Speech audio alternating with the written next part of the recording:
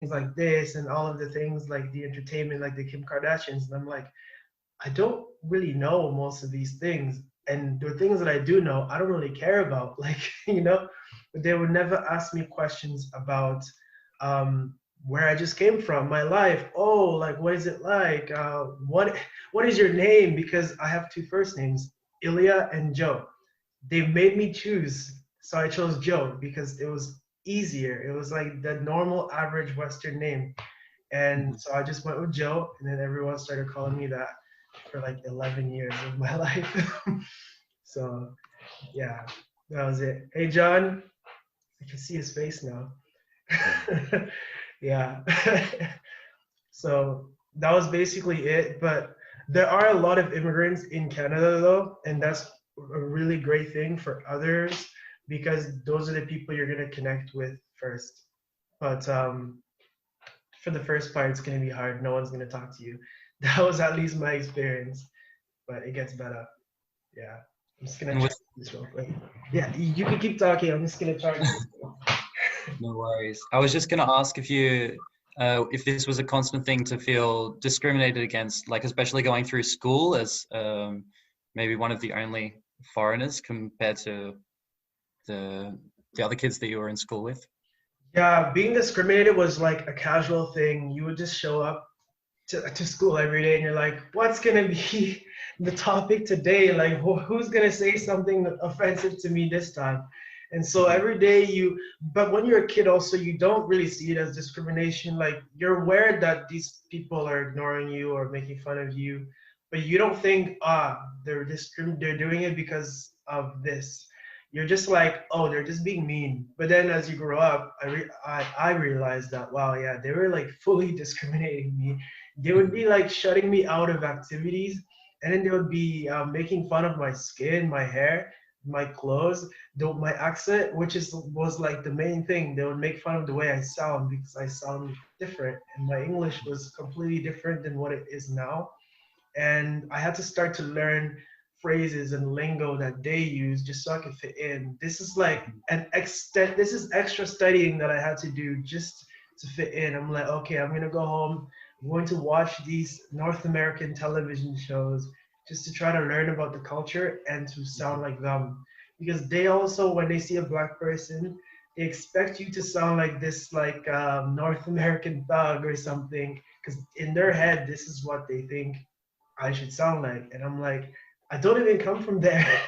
But I kind of was like, okay, let's try. And for me as a kid, it was kind of fun, anyways, to try to learn these different things and sound different. I was in a way rebranding myself, but I shouldn't have had to do it. But it's just kind of, I felt like I had no choice. If I wanted to fit in, these are the conditions I had to meet.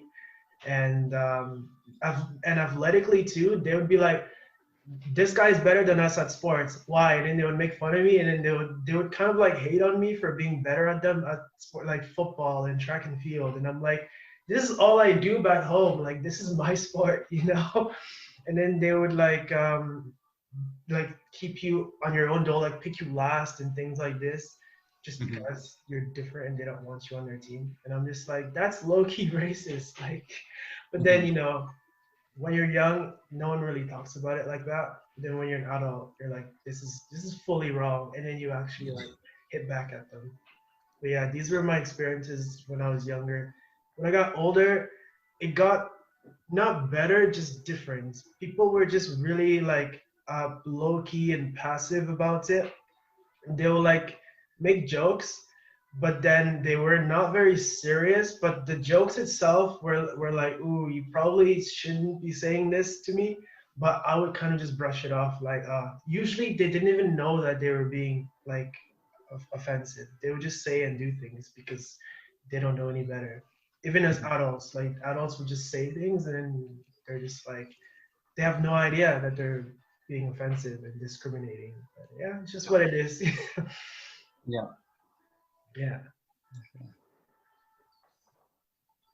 but I mean, what is good is over time it's been progressing, and I think the more immigrants that come, the better it gets. At least for Canada. I don't know about other countries. I've traveled to other countries, and they see me as an immigrant too sometimes, or they assume that I'm an immigrant or a refugee.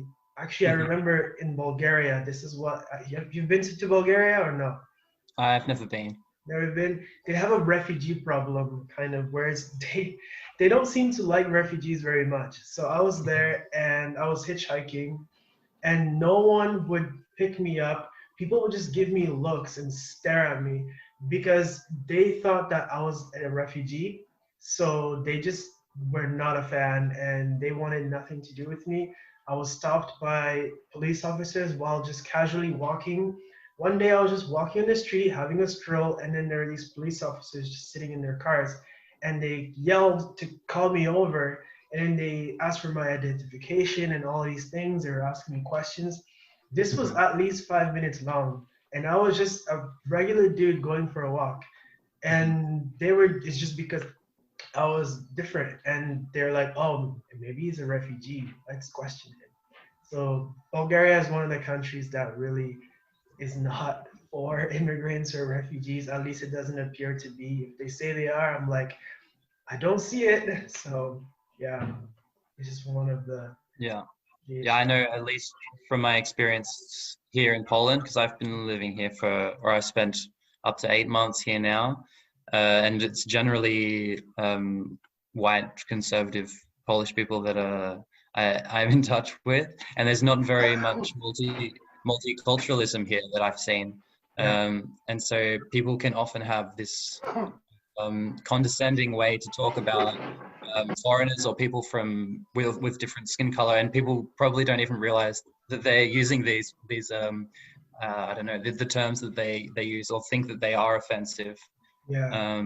But there's no one to tell them otherwise because um, yeah, because there's not enough multiculturalism, and when there is someone here, it can be like really offensive. Or Yeah. I think it partly has to do with how educated the people are about these sort of issues. And I think it's really important that we should hear more stories of like from yourself or from other people that have experienced this sort of discrimination, so that people can get a better understanding of how they should treat other people and how they can educate each other. Yeah. Um, I agree. And one of the biggest issues is they're not everyone in that's a local to their countries is gonna want immigrants in the first place.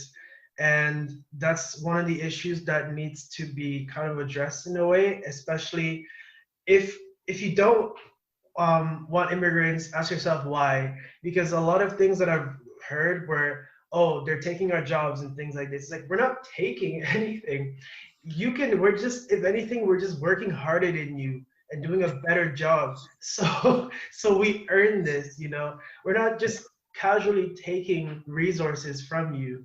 And at the same time, it's like you need to be sympathetic for these people. Like, we had to start all over. A lot of times the reason why we immigrate is because the life that we had before was just not ideal, and we wanted better. We wanted a better life for ourselves, for children, and for our parents. And so we made sacrifices to go there, and the last thing we want is to be rejected when we get there and have to live a more difficult life than the life we had before. And that's the thing with a lot of people, is when they do immigrate, their life doesn't get easier, it gets worse sometimes, which is really unfortunate. And the thing is, if their life is very difficult once they're there, they have to stay for a while, because if you don't stay long enough, you lose your residency, you lose whatever it is you're trying to get. We were trying to get our citizenship, so we couldn't leave for years. But I mean, we had a good experience. Like, in a large spectrum, everything was good for us compared to how things are for other families. So for us, it was okay. But for some families, they struggle. They really struggle, and they want to go back home. But then they're like, we came all the way here. We might as well get residency, or better yet, get the citizenship, because once you have that, you can leave. And that's what I did. I waited till I became a citizen. I finished secondary school, and then I went to college. And once I started college, I realized that I really wasn't vibing with Canada